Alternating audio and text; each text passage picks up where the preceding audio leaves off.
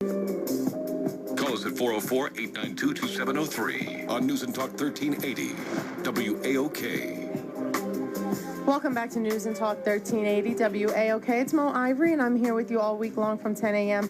to 1 p.m. And so in a Wednesday meeting between Senate Democratic leaders, President Barack Obama and Vice President Joe Biden discussed alternative methods of paying for a payroll tax cut extension, which is set to expire at the end of December. And it still remains in limbo in Congress. Democrats had pushed for a surtax on income for people who made $1 million or above to pay for a 1-year 2% extension of the tax holiday. And today or last night, they have decided that they will compromise on that, and there will probably not be a tax on millionaires. Is that a compromise or a cave-in? We're going to go straight to our guest, who's CEO, President of DeKalb, CEO, President. That's pretty silly. CEO. I'll take it. CEO of DeKalb County Borough, Ellis, is joining us in studio. Good morning. Good morning, Mo. It's good to be here today. Happy holidays to you. Happy holidays to you. Thank you for bringing me your extra little present today. Your daughter Victoria is joining us in the studio. The junior CEO of DeKalb County. That's right. She's hard on jobs. So anyway, so what do you think about that? Is it a compromise or a cave-in? Well, listen, one of the things the president recognizes is that we need a comprehensive jobs act passed before the United States Congress. He has put forth his Jobs for America Act.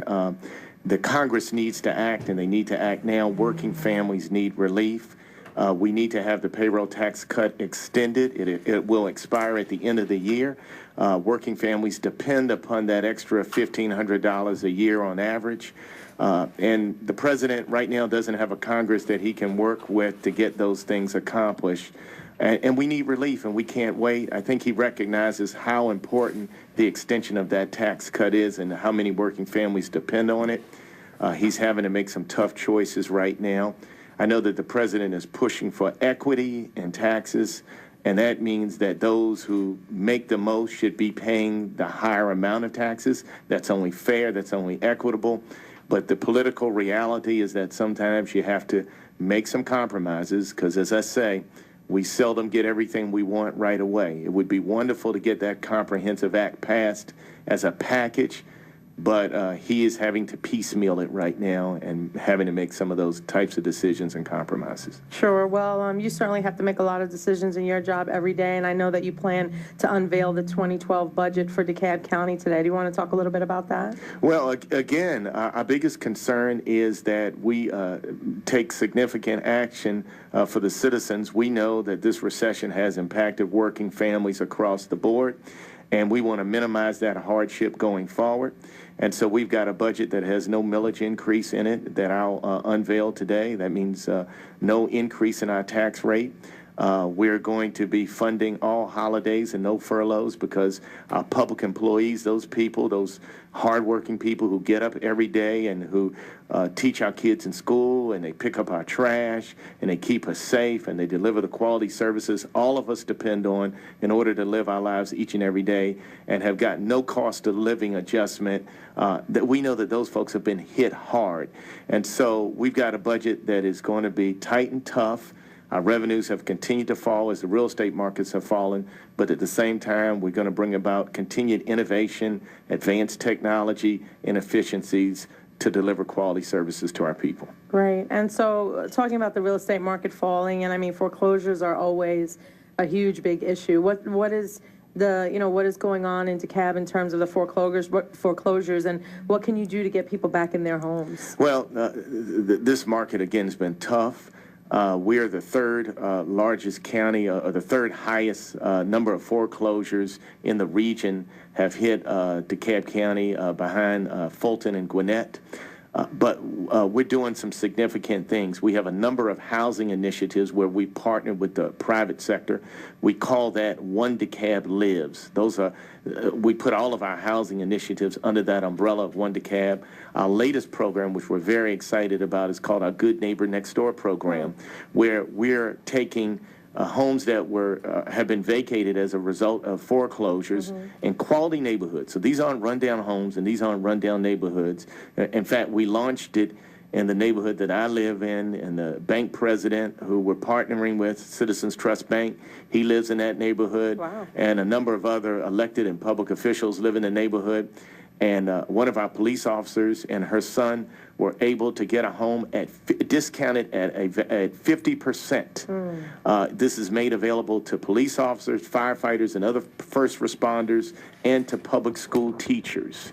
So we're taking community heroes, we're putting them in quality homes at a 50% discount. That's called our Good Neighbor Next Door program. Wow, and so Good Neighbor Next Door, just should a resident of DeKalb County that hears this and fits that category just go Google that term, Good Neighbor Next Door, and they will find that information? If you're a public safety official or a firefighter, go to www.DeKalbCountyGA.gov. Okay. And DeKalb, for those folks who are new to the metro area, it's spelled like DeKalb, D-E-K-A-L-B, but we call it DeKalb here in the South. DeKalbCountyGA.gov. Every week we're advertising up to, every month up to 40 new homes, or 40 homes will be added. But you want to check it weekly, because homes are showing up weekly. And these are some really nice homes at discounted values for our community heroes. Wow, so at 50%, does a person have to be able to qualify for the 100% value of the home, or the 50% value of the home?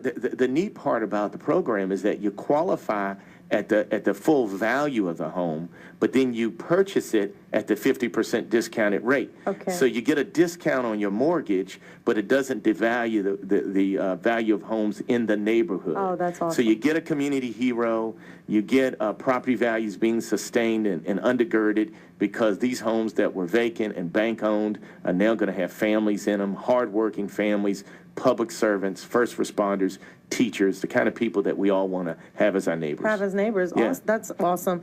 It's News and Talk 1380 WAOK, Mo Ivory, and joining me in the studio is CEO of DeKalb County, Burl Ellis. So transportation is always a big topic of conversation, and we have a big bill, the T-SPLOST vote that's going to come up in July. And so how, everybody wants some relief from the traffic congestion in Atlanta. I mean, it's just awful. It's awful in DeKalb. It's awful in Atlanta. How will this tax benefit residents of DeKalb County? Are you for it? Are you in support of it? Well, tell us about this T-SPLOST, is what they call it. Thanks, Mo. I am in support of it, because we've got to do something to begin to take control and shape our own destiny.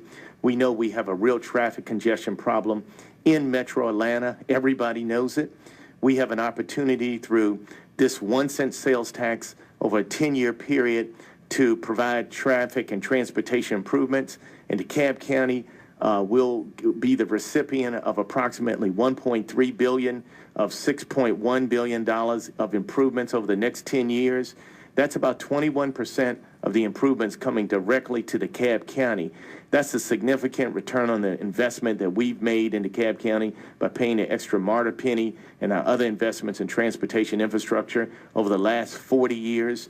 So it's right, it's fair, it's equitable, will relieve traffic congestion, improve air quality, and here's the real kicker, create jobs. Because we're going to talk about improving the transportation infrastructure. In DeKalb County, over $1 billion will be going towards transit improvements. That means improvements primarily to our MARTA transit system.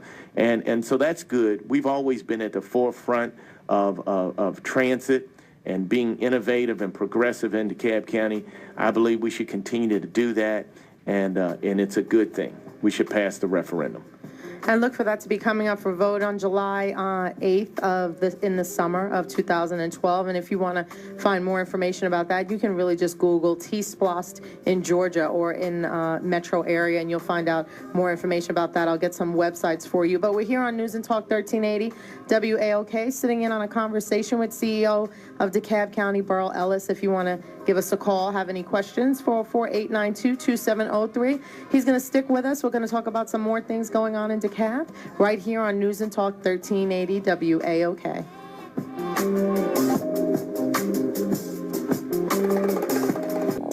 Welcome Welcome back to News and Talk 1380 WAOK. This is Mo Ivory in all week, and joining me in the studio is CEO of DeKalb County, Ellis. And we were having a conversation over the break just about the fact that the millionaire tax may be abandoned as the Democrats introduce some legislation so that we can avoid a government shutdown, and the payroll tax will be extended. And I was just telling him about a little bit of frustration I have about what I feel sometimes is not pandering, but compromising just too much to the Republicans and allowing them to have such a strength over what goes on. And you had some lively things to say about that. Well, of course, we have to realize that here in the United States of America, we don't just adopt or appoint a king. We have a president who has significant power, but we also have to have a Congress that represents the will of the American people. And we don't have that right now. So this president understands that he has a responsibility to do whatever he can to avoid a government shutdown. And he takes that responsibility very seriously. And Mo, that's why I think, amongst other reasons, that the president should be reelected. But we should evaluate the members of Congress who represent the various districts across the United States of America. And for those who are obstructionists and for those who don't represent the will of the American people, and that will is to put Americans back to work, to protect hardworking families, those people should be voted out of the Congress and replaced with people who are who have the mindset of doing the right thing, not just being an obstructionist, not just being partisan, but like it used to be in the old days. People were willing to work across party lines. They were willing to bring forth a dose of good common sense to their governing and to their legislation and to the policy that was being created. We heard from the Senate leader early on in this president's term that we have to do whatever is possible to prevent this president from being reelected. The American people elect a president and should stand with that president while that president stands with them. The main goal shouldn't be to avoid keeping the president from being elected. It should be about protecting the interests of the American people. So I believe that that's what President Obama is all about. That's why he's put forth a Comprehensive Jobs Act. He knows that Americans need jobs, and we need them now. We've got to put people back to work. And he's all about that. It should be voted on comprehensively. This Congress won't do that. They won't give his Jobs Act an up or down vote.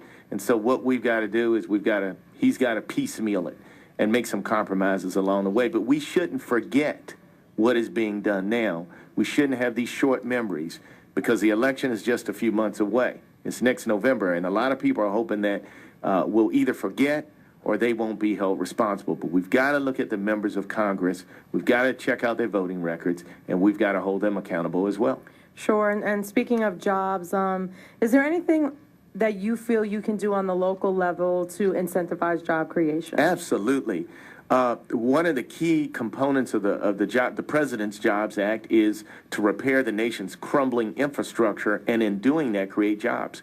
We've already talked about next summer's transportation referendum. I think we as a region have a responsibility for ensuring as many people in Metro Atlanta are being hired by the firms that the government, the state government primarily, but also local governments, will be contracting with to do the job.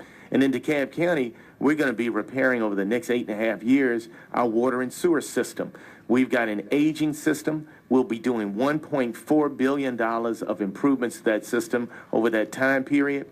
We've partnered with the National Urban League. Their president, Mark Morial, was in town. He signed a memorandum of understanding with us. They will be monitoring that work to ensure that the companies that we hire to upgrade our water and sewer system are hiring first and foremost DeKalb County citizens to do the work.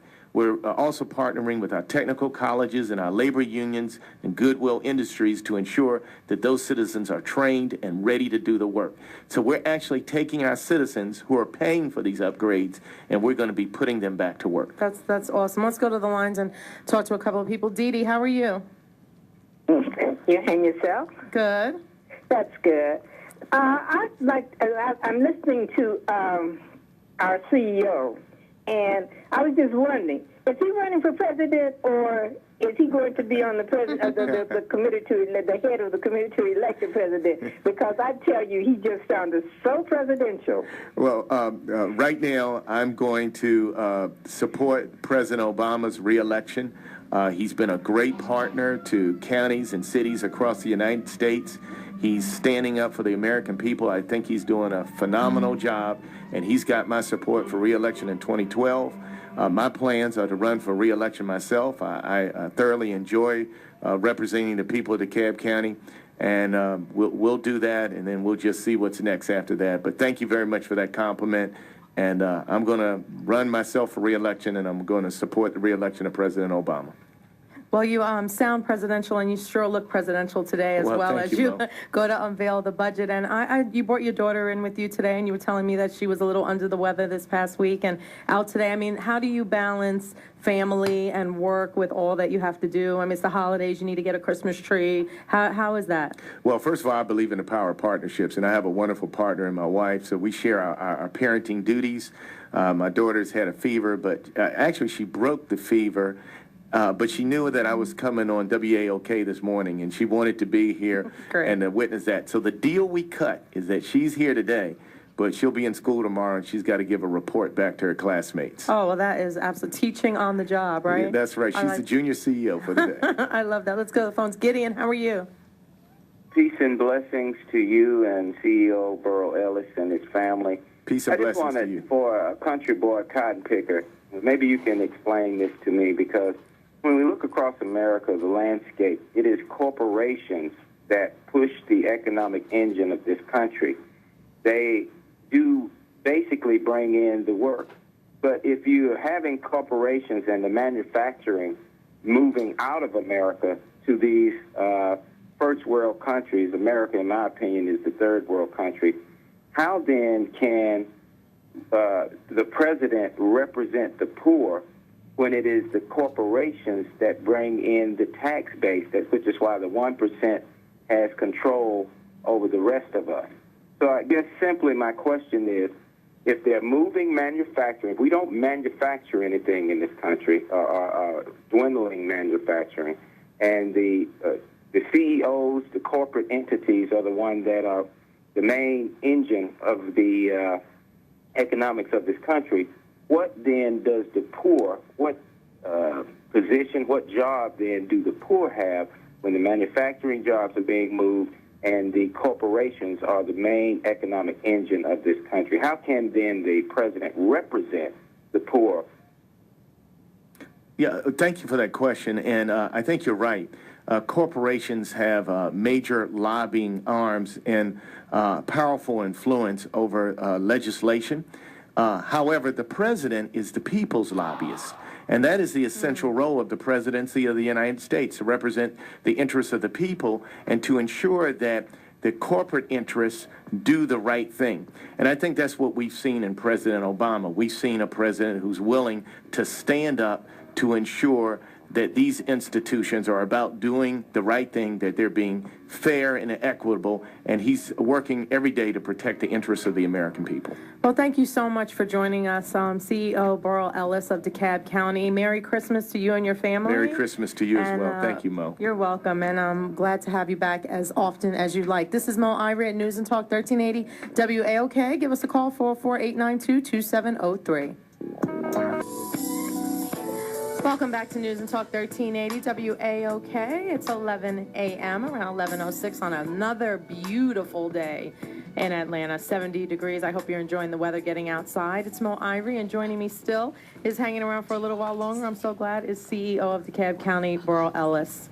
How are you? I'm doing great, Mo. Glad to be here today. Thank you. And when we left, we were talking about Facebook, and I want to make sure to let people know that you have a Facebook page and you want people to friend it, and there's all kinds of information on there for the citizens. Yeah, if you want to get the most accurate information about jobs and opportunities and housing and the things we've been talking about, we're going to talk, as I understand, a little bit about how we're being the greenest county in the United States of America.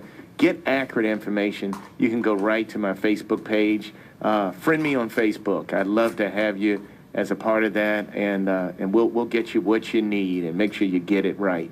So thank you, Mo. Yeah, DeKalb is very green. I love. I get a lot of press releases about the green initiatives you all are doing, just recycling, being able to bring your papers to get shredded, computer equipment, and tell me a little bit about how you decided to be so strong in that area. Well, we've got to be sustainable. We realize that as we continue to be efficient and deliver quality services and just be good neighbors in this planet that we live on, we've got to have a sustainable environment.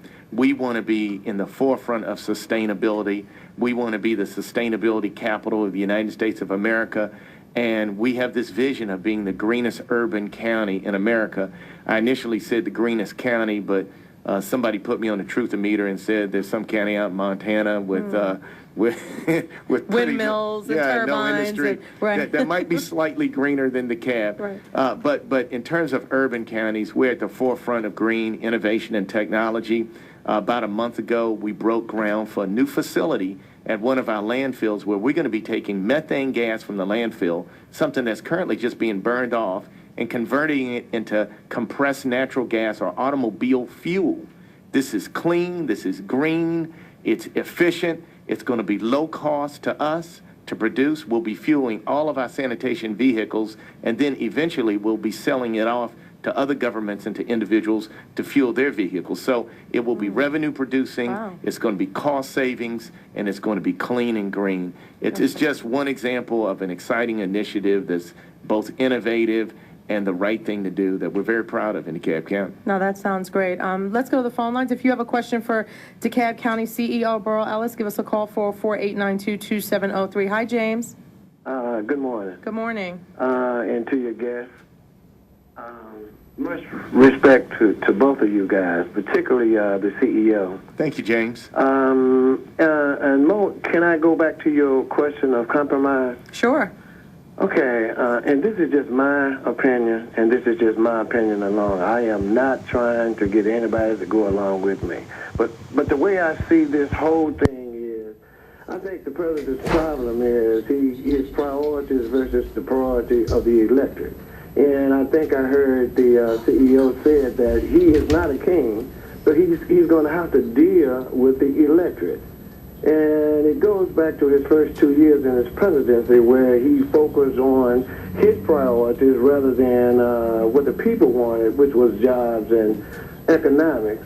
But rather he focused on health care and a stimulus package, which is something questionable. Now, at that time, he had a supermajority and got everything that he asked for, and without compromising with any other Republican. In fact, when he was asked about it, he remarked saying, "I won." Well, in 2010, the election of the Republicans was 87 new Republicans to Congress, which put them in control. And a good leader would go back, would understand that his policy was not a plurality of the electorate, which means that now that he's going to have to compromise. Reagan did it and Clinton did it. And so it looked like what the president needs to do is he wants to get re-elected. It comes down to him wanting to be re-elected, or is he trying to do something for the country? Now, I can agree that what the CEO and most of your listener callers are saying is he's for the people. But when if he's going to compromise, that means he's looking to be elected again. So he's going to give up on the people and go back to trying to get elected. But right now, he's going to have to compromise because he don't have the power of the Congress. He is the executive, and the Congress has a position in this whole thing as well. So he can't get what he wants now because he lost in 2010. And again, I respect you, the CEO, and all your listener callers. That was just my opinion. Well, I appreciate your opinion, James, and thank you for sharing that. The president has said that he'd rather be a really good one-term president than a mediocre two-term president. Having said that, I think that the president wants to get reelected. I think he has the heart of a servant. I think it's important that the president is reelected. At the end of the day, you want to get some significant things done when you're in office. And I think this president realizes that in order to get those things done, sometimes you can do it holistically and sometimes you have to break it up into segments, but you got to have a Congress that you can work with. So yeah, he's making some compromises now, but I don't believe he's compromising on his principles. I do believe he strongly understands the importance of the continuation of the payroll tax cut, and he's going to continue to do everything he can do to prevent that from expiring, not because he cares about re-election, but because he understands the hazardous impact that will have on so many working families across the United States of America. He is the representative of the people across the entire United States. There's no member of the United States Senate, there's no member of the House of Representatives who represents the entirety of the American people, who's a global figure and who is the face of America. Only the president, any president, but only the president holds that, has that image and holds that title. And so the president has to do at all times what's in the overall best interest. If you recall, when President Clinton lost control of the Congress, he moved more to the center. Some could say he compromised, maybe, but maybe that was just a political reality of the time. So I think this president understands that he can't get everything he wants all of the time, but it's important that he legislate, that he lead, and that he continue to move the country forward, and I believe that's what he's doing. That's CEO of DeKalb County Borough Ellis. Give us a call if you want to join the conversation, 404-892-2703. Hi, Mitchell. Oh, hey, Mo, how you doing this morning? Good. Let me tell you, you're really holding it down. And CEO Ellis, you sound, the lady was right. You sound very presidential. Hey, yourself. Mitchell, it was good seeing you at the family reunion last Sunday. No, thank you very much. Send that check to Southwest Atlanta. We really would appreciate it. Southwest DeKalb, that's right. I really enjoyed the way you're explaining everything, but I got a question. I stepped in, coming into the office, I heard you talking about DeKalb County is getting ready to spend $1.4 billion, like the city of Atlanta has spent around $1 billion and some dollars, and still spending on the revampment of our water system, the infrastructure of our water system. But my question is, what things do you have in place to make sure that minority-owned businesses, not minority-owned businesses, minority-owned businesses are getting a part of that $1.4 billion, and making sure when you bring in prime contractors that they are being able to sub their work out to African American owned and minority owned firms. I want to hang up and listen to what you have to say about that, to make sure that minority owned firms are getting their portion or getting their share of that $1.4 billion that you're expected to spend. Yeah, thank you, Mitchell. Thanks, Mitchell, for that question. Number one, we have a local small business enterprise program in DeKalb County, which largely targets women and minority-owned businesses throughout DeKalb County and in Metro Atlanta. We're going to be implementing that program. We're going to be implementing our DeKalb County First Source program, which says that DeKalb County citizens, many of whom are minorities, will be targeted for those jobs. And then we brought in the National Urban League, a trusted partner to monitor our performance. One of the things we heard from a number of our minority vendors when I first became CEO is that you have this program, but it needs some external monitoring. And so we thought it was important that we bring in the kind of partner who is trusted, experienced, has the background, has done this type of monitoring in the past in other areas. The National Urban League is known across the United States for doing this type of work and ensuring inclusiveness in communities. And so they're going to be looking over our shoulder, and we're honored to be able to work with them. I mentioned earlier that their CEO and president, Mark Morial, came down and signed a memorandum of understanding with us, and so we're ready to go. That's awesome. Thank you so much for joining us today. Thank you, Mo. It's been so much fun. I've been honored to be here. Thank you. Happy holidays to you. Happy holidays to you and your family. That's CEO of DeKalb County Borough Ellis joining us. And if you want to call us about any of his comments, or you just want to join the conversation, 404-892-2703, News and Talk, 1380 WAOK.